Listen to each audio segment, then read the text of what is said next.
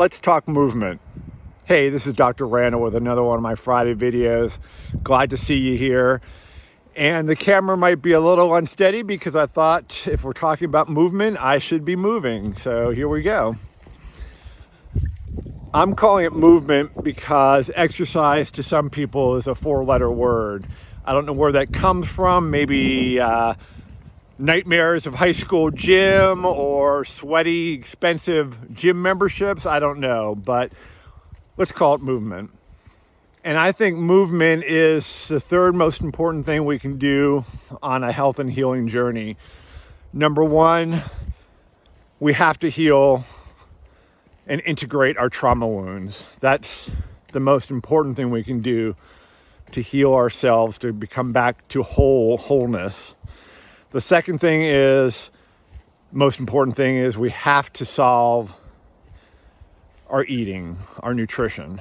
We eat so poorly, most of us, ultra-processed and fast foods that are just destroying our gut, which results in chronic illnesses, cancer, obesity, diabetes, dementia, stroke, cardiovascular disease.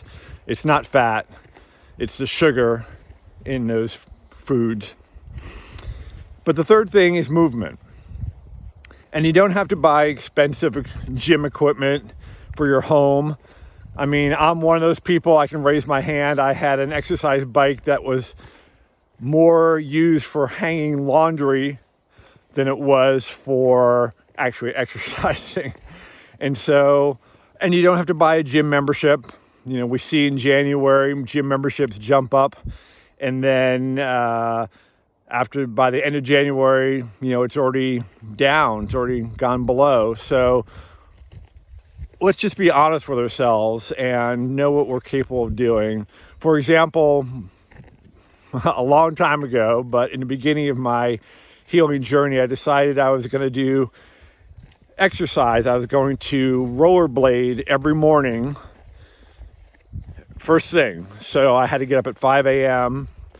because I had to do all sorts of other stuff later in the day. And in January, 5 a.m. is pretty darn dark. And I was living in Florida at the time. And so it was still cold. You know, when you're in Florida, 50s are, you know, sweater, gloves, everything weather. And I think I made it the first week every morning, rollerblading. And then I think the second week it rained one day, so I couldn't do it, didn't want to rollerblade in the rain. And man, hitting that snooze button was the most enjoyable thing I think I've ever done. So I think the next day I hit that snooze button again. I think I did rollerblade maybe once or twice that second week. By the third week, guess what? Wasn't doing it. Just couldn't do it. Couldn't wake up in the darkness. I hated that. So find the exercise and movement that works for you. For me, it's walking, hiking, riding my bike. Those are my two favorite things to do.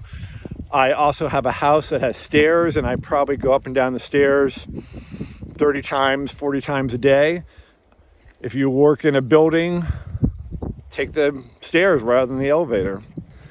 You don't need to buy expensive equipment. For my partner Jenny, her top 3 is jazzercise. She does love that. Dancing is a great way of relief for her. And then she does walking and biking as well. So to me, the key benefits of movement, because we are so sedentary, you know, we sit at our desk during the day, we sit on the couch at night. We have Alexa and other things to do things for us so we don't have to get up. And we just need to make a commitment to move.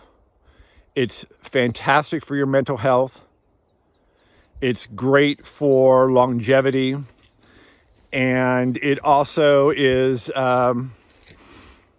just a healthy outlet for you to release these things and to build strength in your body and your muscles and your bones. So I just encourage you to do that.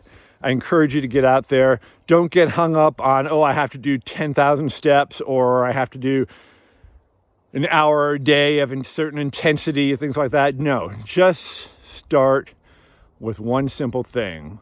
Just go for a walk.